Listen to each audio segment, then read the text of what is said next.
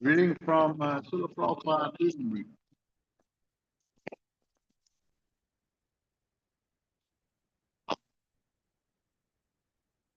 Prabhupada wasn't satisfied preaching only to the Indians, he wanted to preach to the Africans. Indians and Africans were completely segregated. This is Nairobi in 1971. But since a Krishna conscious person does not make distinctions based on the body, Prabhupada said the Indians had a duty to share their spiritual culture with the Africans. Prabhupada impressed on Brahmananda Swami that his first duty in Africa was to give Krishna consciousness to the Africans. First duty in Africa was to give Krishna consciousness to the Africans. Because of bad experience in Turkey and Pakistan, Brahmananda Swami had been reluctant to hold public kirtans in Nairobi. Besides, the Africans spoke mostly Swahili.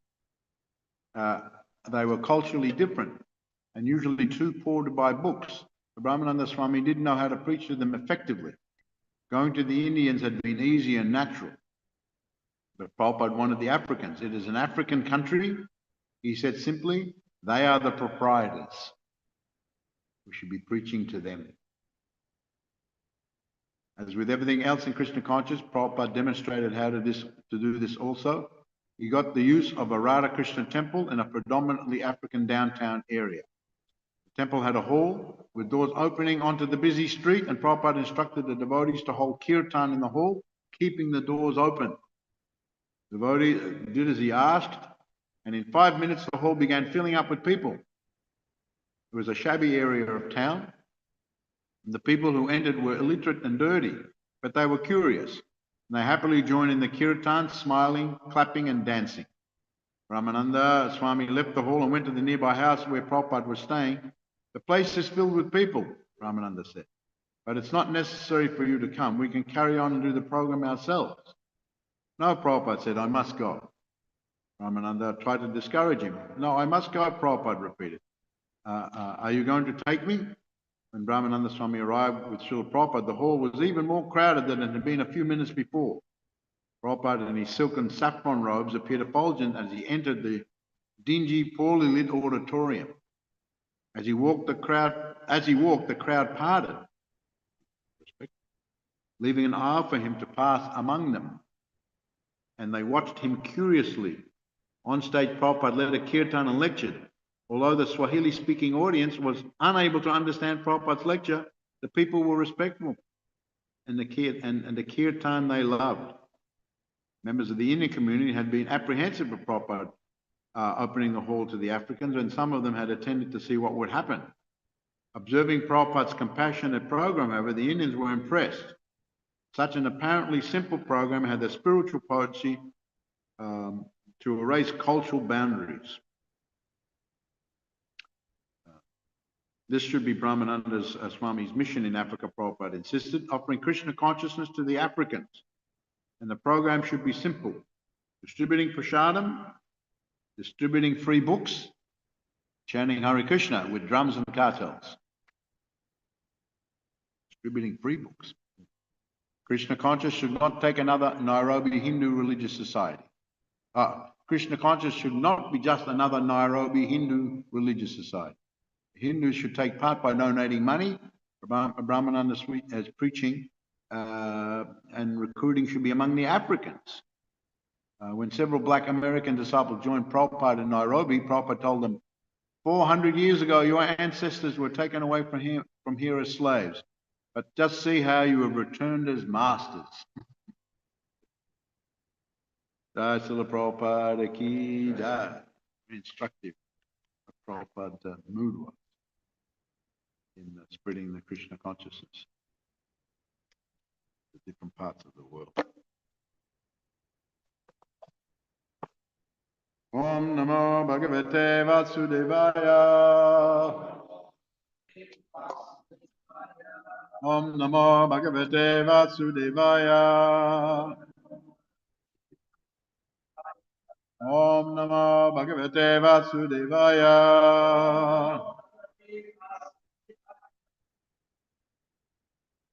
So written on the board is text number 24, but We'll just read through the previous verses that had no purport, but this is a description as we've been discussing here in this particular section of the fifth canto of the Srimad Bhagavatam, the Bhumandala planetary system.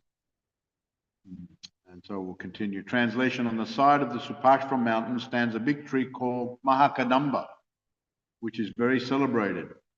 From the hollows of this tree flow 5 rivers of honey, each about 5 yamas wide. This flowing honey falls incessantly from the top of Supashva mountain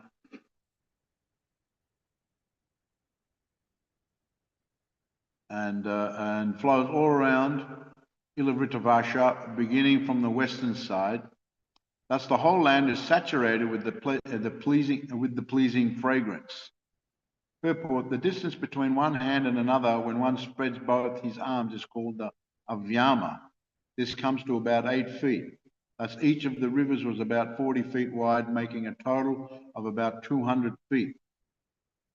So 8 feet is like 2.5 meters, and 40 feet wide rivers.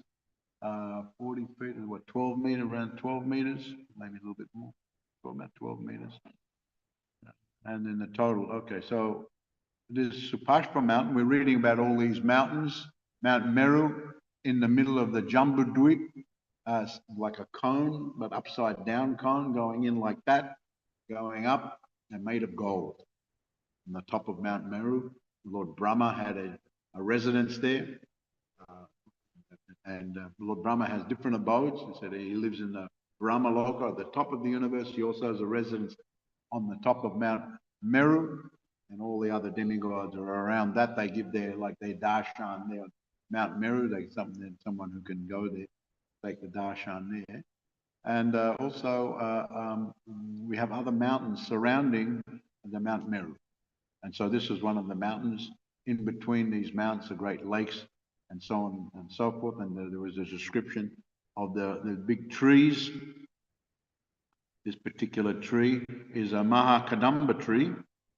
Kadamba tree, I don't know if you have Kadamba trees here in New Zealand, but it's quite common in India. One devotee at our new Govardhan farm in Australia bought some Kadamba seeds, and we have right outside the temple a big, huge Kadamba tree, gigantic Kadamba tree.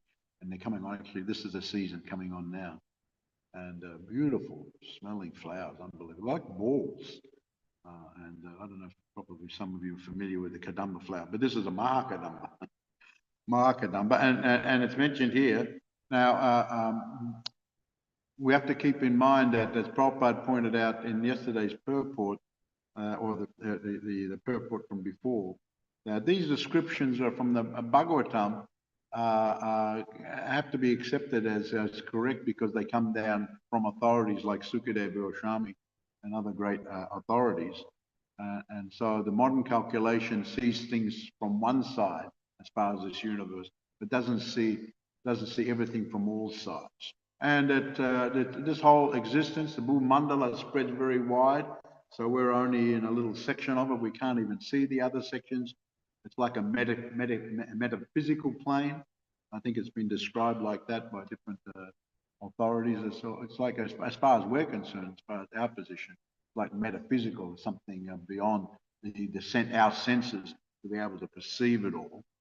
And as we've been saying a few times, as mentioned also, that even if one had the lifetime of Lord Brahma, one couldn't completely understand what's going on in this just one single universe that we're living in.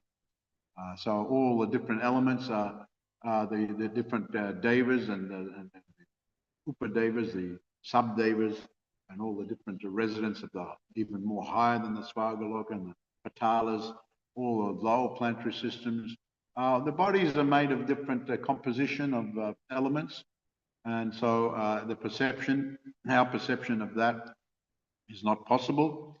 And we were giving a little bit of an explanation of for example, the body of the sun god is made of mainly the fire element.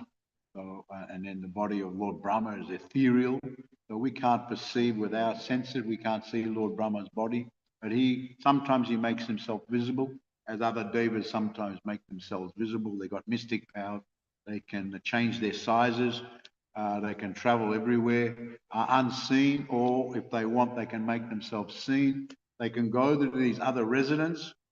They can go to these other places in the Mandala, like these big mountains and different valleys and lakes, and they can, like take advantage of all these beautiful places that we can't go there. We're living in one particular Varsha, but we've got no access even to the other Varshas of the Jambudvipa. There's 9 Varshas, and beyond that, there's all the different Dvipas of the island. But this is Mandala, so imperceptible to our senses. And so here, these different mountains, and so here it is mentioned that the Mahakadamba tree is one of these trees.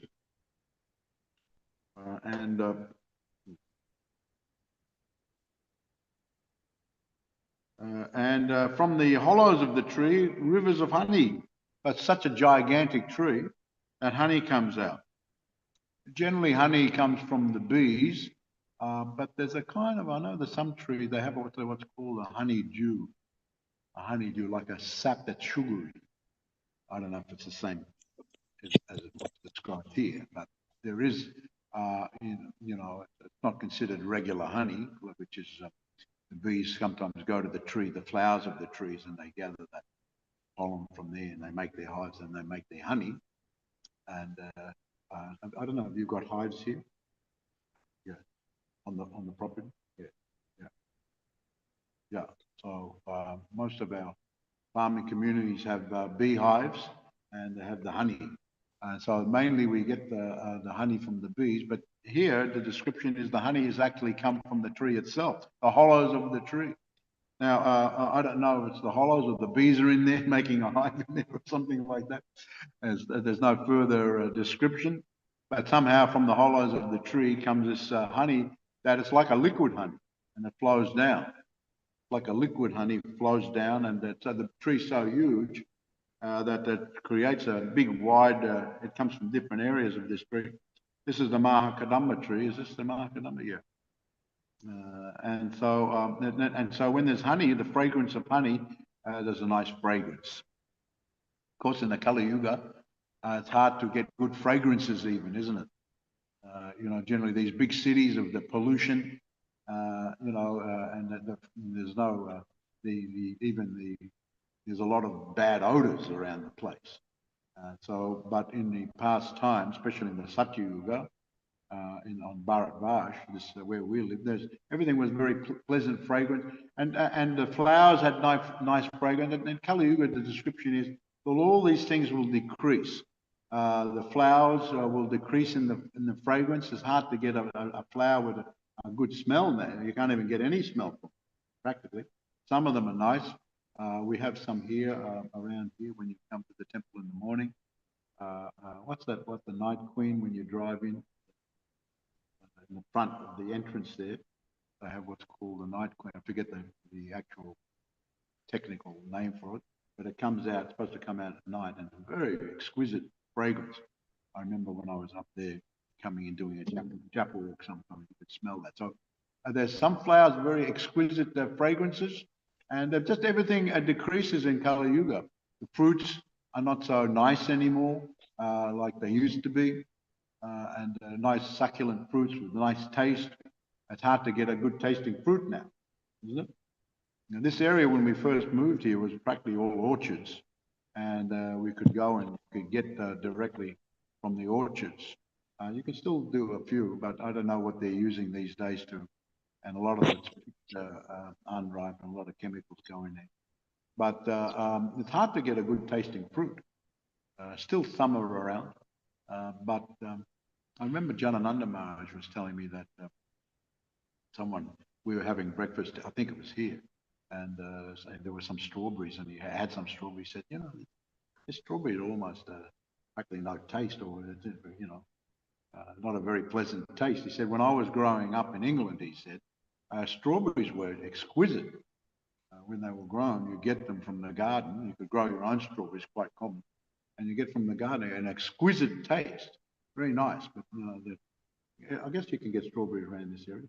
Yeah, but there's not so many have a nice taste. So everything's like that. The strawberries, fruits, the vegetables, and so this is predicted. And the Kali goes on. Everything will lose its taste. Everything will lose its fragrance, and so on and so forth. Everything will become smaller and smaller. So we're seeing it already. And the nice smelling places, the nice fragrances replaced with, this will be talked about as we go through. Prabhupada talks about the big, huge cities that have become like mega cities with 20 million people, 30 million people. Just like I was reading the other day, Mataji's from Bali. When I go Indonesia, I go, a lot of the time I go Jakarta. So I just read Jakarta has become now officially the #1 most populous city in the world. They estimate 45 million people there. I didn't realize it was 45 million people, but 45 million people in this one mega city. It's just gigantic. And the pollution, as you're flying in even the plane, you can see from the plane the pollution levels getting worse and worse. They're trying to move it over to move the capital, at least the government is going over to Kalimantan. They've started something, but I don't know how long. And also it's going more in the sea and all these types of problems. People keep flocking to these cities because they are trying to earn a living in a kind of what's called here. We'll read more about this in a kind of an artificial way as compared to the Vedic type of civilization and lifestyle. And so they, growing rice and growing fruit and vegetables is that you can hardly make any money back. So a lot of the countries export their best fruits. And I know even Indonesia, they import a lot of their rice from Thailand, even though the country has got so much rice growing. And you still get it, but so much rice comes in from outside. I don't know, this is all artificial created. You have to get your vegetables from faraway countries, even though you grow them right there. One devotee was telling me he's right up in the north of Cairns, which is right on the top of Australia in Queensland, and said the farmers all grow the mangoes and everything, bananas, everything in the area. But then they've got some arrangement that they come to some distribution. They sent to some distribution centre, sent all the way down to Brisbane, 2,500 kilometres away, and then it goes to some, and then it comes all the way back up. You can't, and they're not allowed to sell directly. On the side, they're selling on the side, Sometimes you can have, if you've got a friendly relationship with the farmer, but apparently they're under contract or something like that. They can't sell directly to the public if they're under a contract. So many of them grow for the big supermarkets and so on and so forth. So it comes all the way down and then all the way back up. But the best fruits and vegetables, they're shipped overseas, so no one ever sees them. The best bananas, the best mangoes, you never see. You get the seconds and the thirds and whatever. So then, in New Zealand, you get your bananas. You can grow bananas in New Zealand. You get from overseas. I don't know where the bananas come from. South America, from Brazil or someplace. Yeah, you have to come all the way from overseas. Mangoes. Australia has so many mangoes up north, but they get their mangoes from Africa. You can still get them from up there, but I mean to say it's all topsy-turvy. The whole system is crazy. It's this mass consumption. I was talking to Richard. This is something especially pushed along by America, and you can read the history on that. There was pushing mass consumption where rich people try to monopolize, and then try to get instead of getting things locally. You sell them in mass. You get from all over the country, and then even the costs are lower, but people buy those things, but you turn over a lot of them, and gradually they raise their prices also. So it's a kind of an artificial economy, and not only that, but especially that was there before, especially in America, but not only America, in other parts of the world, also in Europe. But especially the Americans have pretty much pushed, especially after the Second World War, they pushed this mass consumption of goods and so on to all over the world. So it creates an artificial situation. So this is these natural types of arrangements with nice gardens and the natural products of the earth are actually most beneficial for human civilization. But we're reading here, we'll go on, that the similarly on the, okay, so we're going to this text 24, where similarly on the Komodo Mountain, there is a great banyan tree, which is called Satavalsa, because there's 100 main branches. From those branches come many roots from which many rivers are flowing. These rivers flow down from the top of the mountain to the northern side of Ilivritavasha for the benefit of those who live there. Because of these flowing rivers, all the people have ample supplies of milk, yogurt, honey, clarified butter, ghee, molasses, food grains, clothes, bedding, sitting places, and ornaments, all the objects they desire sufficiently supplied for their prosperity, and therefore they are very happy.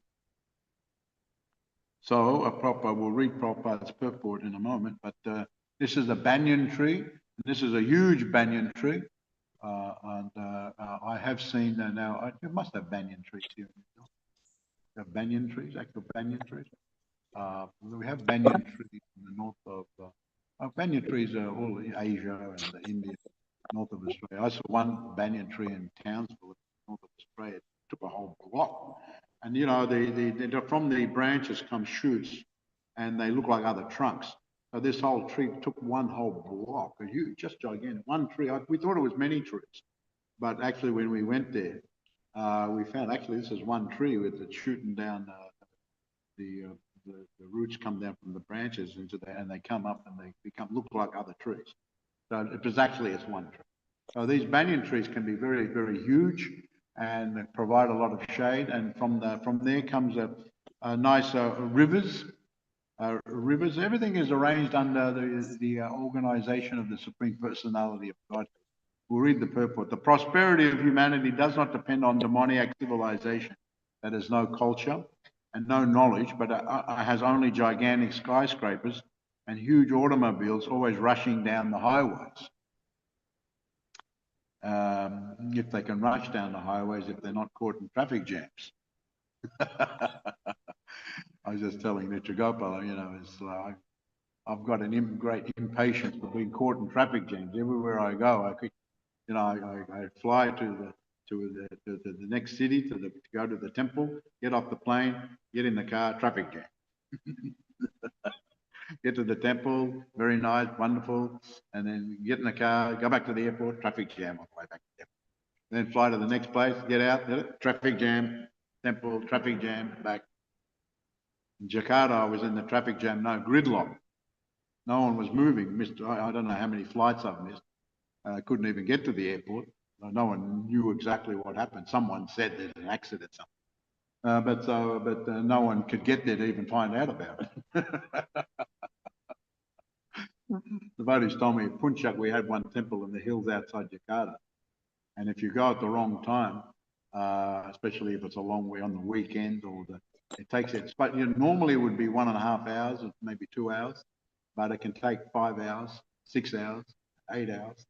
And sometimes the devotees told me there's maybe some long holiday and the people head off to go in the hills because they like to go in the hills. They head off and they don't even get there because there's a traffic jam. So luckily for them, there's people along the side of the road selling things, so they just stay there. And then some of them, it's so bad that, you know, a whole day passes, they just wait for a break and turn around and go back home. They didn't even get where they wanted to go. They have their holiday in their car. I remember when I was staying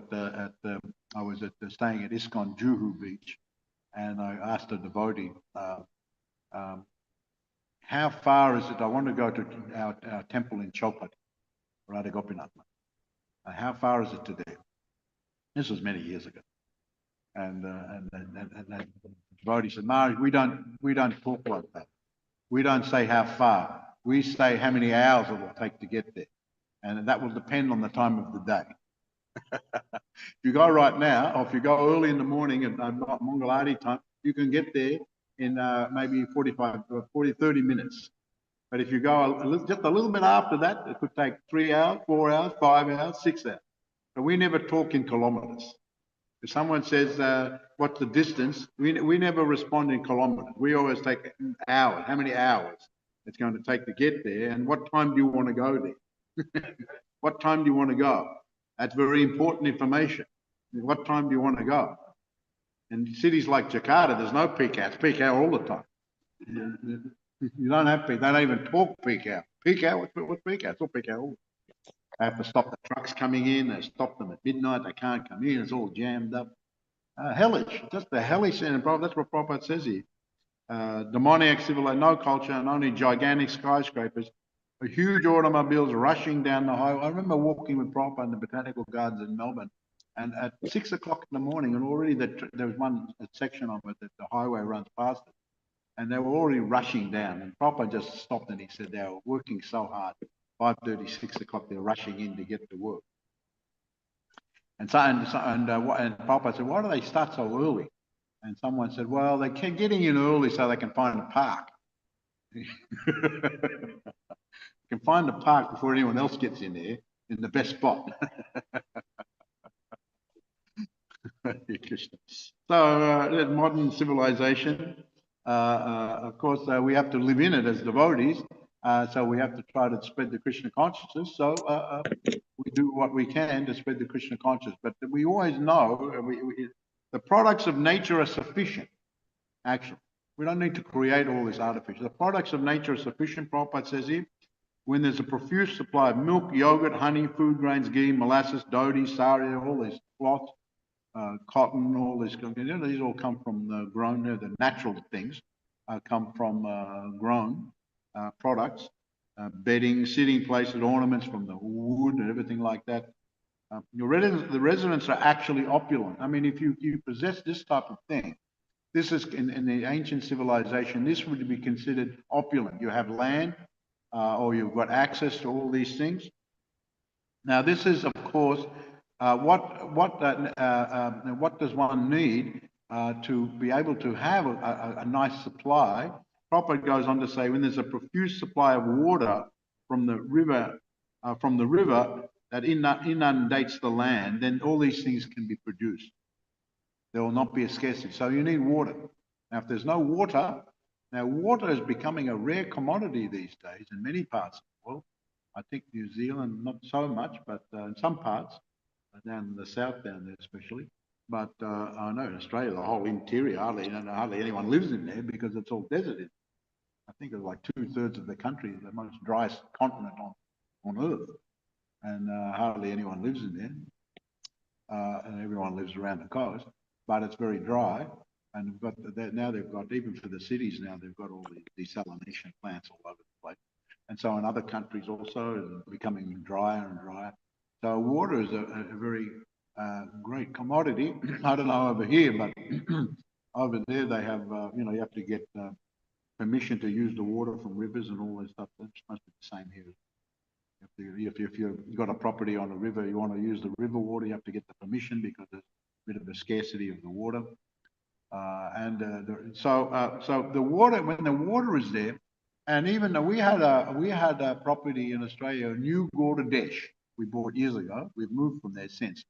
But it was a property kind of interior. It was about 8 hours from Melbourne, and about 3 or 4 hours from Adelaide, in between. So both temples went halves, and they bought this property, and it was a gigantic property. Gigantic property. It was 10,000 acres. 10,000 acres, and not only that, we leased another 15,000 acres. We leased from the government, a 100-year lease. So altogether, we had 25,000 acres at New Gaudadesh, we called it. And it was, and we got it pretty cheap because it was like semi-arid. It was like deserty, not deserty completely. There's more desert, full-on desert in the middle. But it was very dry, very dry. But we had a river. We had the Murray River flowing there. And that's why we leased the other land, so we could get more rights to get the water.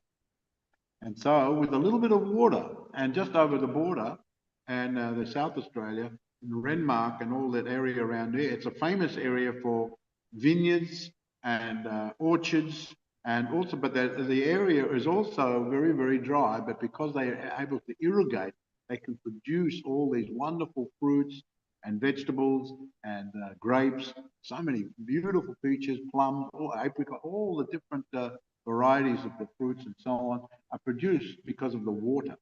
So even the land is very dry, if just with some water, it can still produce nicely. But if there's no water, it becomes desert. And so Prabhupada goes on to say, now, where does the water come from? Where does the water from the rivers come from? Where does it come? Where do the waters from the river come? Who can answer? Where does the water from the rivers come from? Mountains. The rain. The rain falls down from the clouds and goes in the mountain or something like that. And then it creates rivers flowing down, and the rivers come down from the rain. From the rain. We get so many rivers coming from the rain. Now, Prabhupada goes on to say that, and where does the rain come from? And then he quotes from Bhagavad Gita, Anad Bhavanti Putani. Pajananana Sambhava Jagya Pavati Pajanyo Jagya Kama Samudbhava. All living bodies subsist on food grains. You cannot eat nuts and bolts. You cannot eat computer chips. But you live on the food grains which are produced from rains. And rains come by the performance of yajna. Yajna Pavati Pajanyo Jagya Kama Samudbhava. And how does yajna come about? Prescribed duties. So in this verse, Krishna, Prabhupada explains in the purport, talking about Varna, where there's Varna, Prabhupada talks about Varna and Ashram. Where there's proper Varna and Ashram, people act according to their nature and act in coordination with each other, living a natural kind of lifestyle. Automatically, there are general principles for the Brahmanas, Kshatriyas, Vaishyas, and Sudras, and there'll be specific principles for each Varna and Ashrama also on top of that. But generally, the Brahmanas and the Kshatriyas, they arrange for these yajnas. That is their duty, to arrange for these yajnas. They worship the Supreme Personality of Godhead. The demigods are also worshipped in that yajna. And so when there's demigod, Devan Bhavayatadina Tereva Bhavayan, when there's this nice arrangement, the demigods who oversee all these functions of the elements, they give all these necessities of life. And so by the performance of yajna, this is how the rains will come and all these things will come. So, and this comes from prescribed duties, as I mentioned here. These are the prescriptions and prescribed duties. Prabhupada says in that purport to that verse, prescribed duties meaning in Varnashram. One follows Varnashram, where the yajnas are performed automatically because they're following Varnashram. Then these things will be coming nicely and not excessively, too much rain, where you get floods. You read descriptions, and in the Satya Yuga, in the ancient times, the rains would come at night time. The rains would come at night, not to cause too much disturbance. Everyone would be asleep, and while they were sleeping, the rains would come. And so, then they wake up, the rains would come. They could go in the field and work the field. Nice waters come there, and they had also rivers coming through, extra, so on and so forth. They stored the water for some extra purposes, so on and so forth. So it was more, the life was more easy because they followed the principles given by the Supreme Personality of Godhead through the different instructions of the sages and the Shastras and so on and so forth. You follow these systems, then of course life in the material world is temporary. It's not the ultimate place, and one shouldn't get too comfortable. But at the same time, it's not meant to be so difficult and so hard, especially as it is in the Kali Yuga, where people are just struggling to survive in many cases. And they're getting reactions from their sinful activity. So many sinful activities, they're getting reactions. So they're not doing yajna.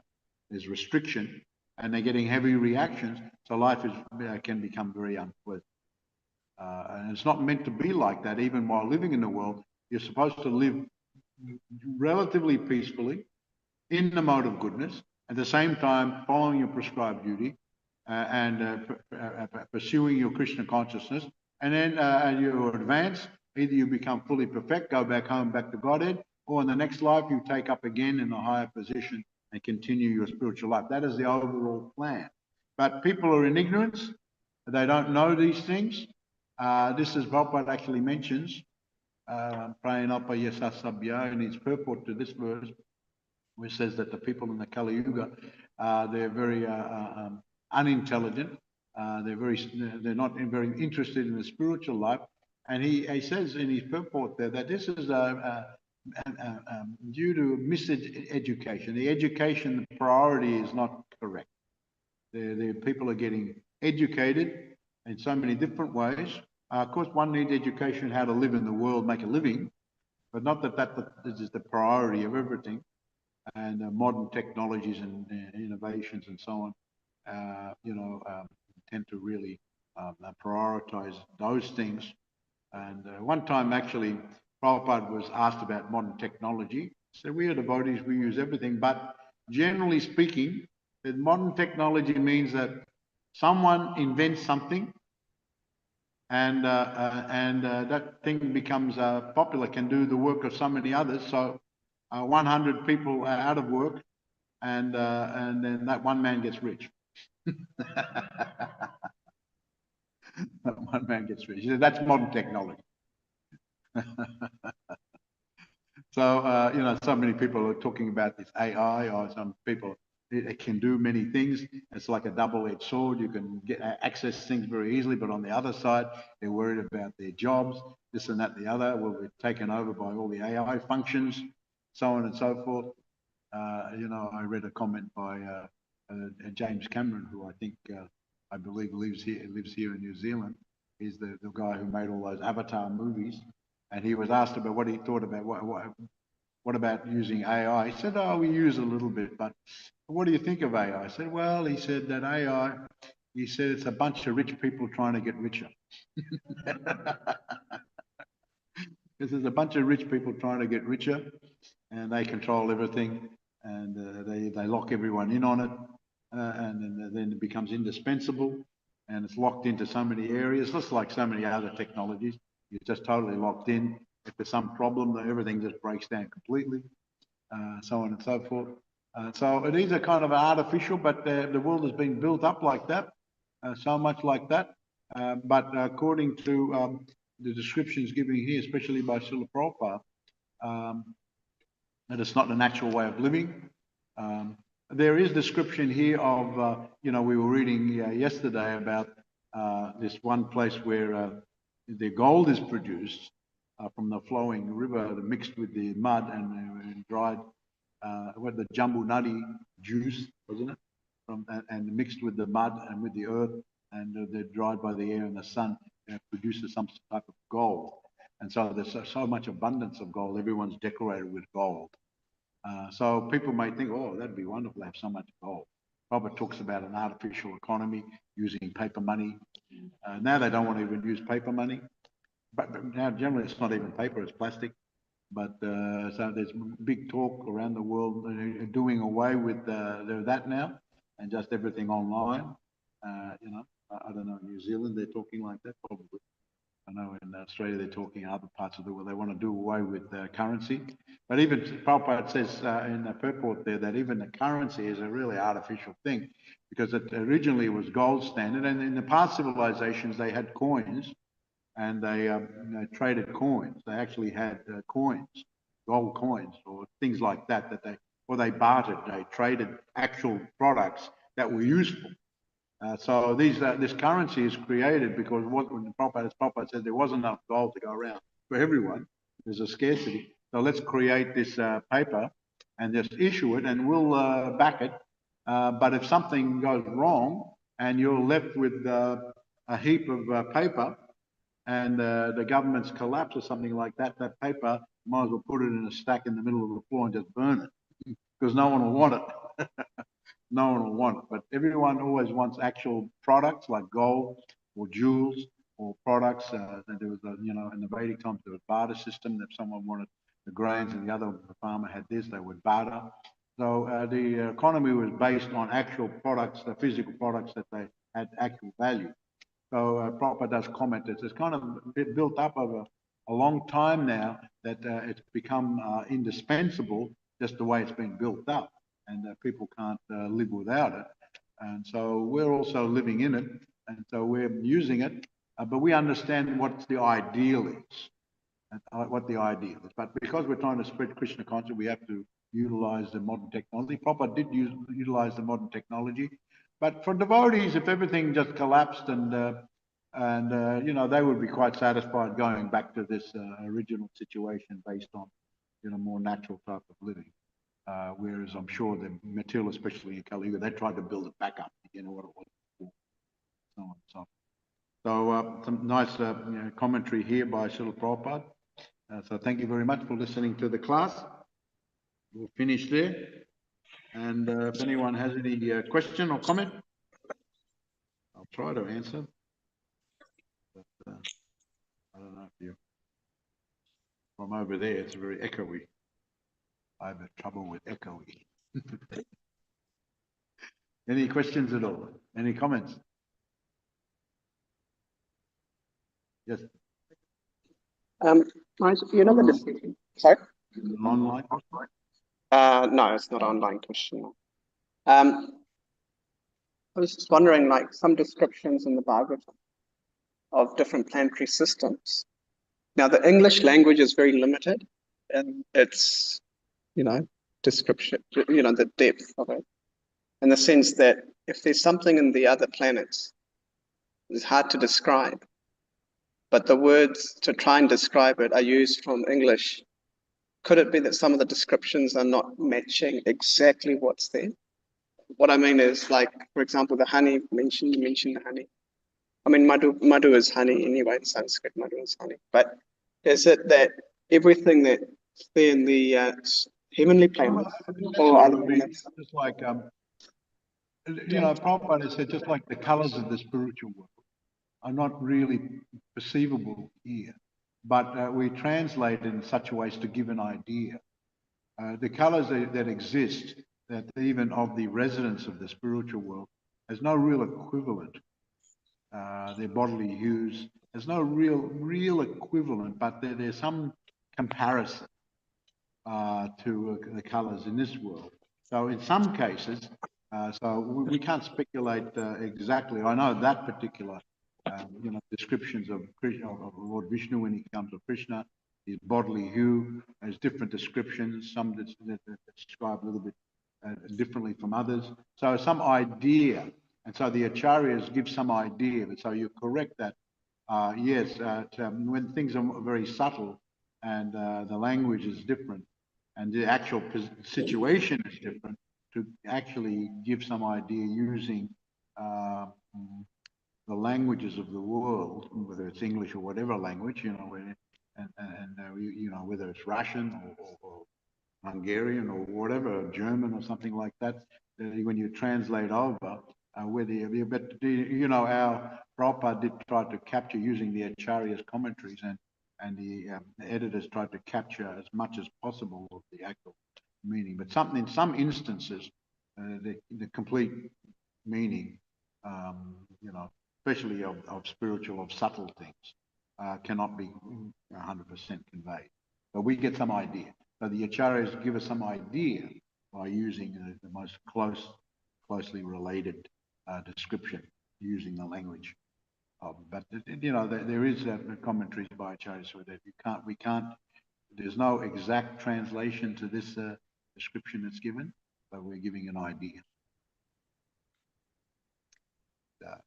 Okay. All glories to Srila Prabhupada ki jai. Go Premanandi, Hari Hari Bo. His Holiness Ramai Swami Maharaj ki jai.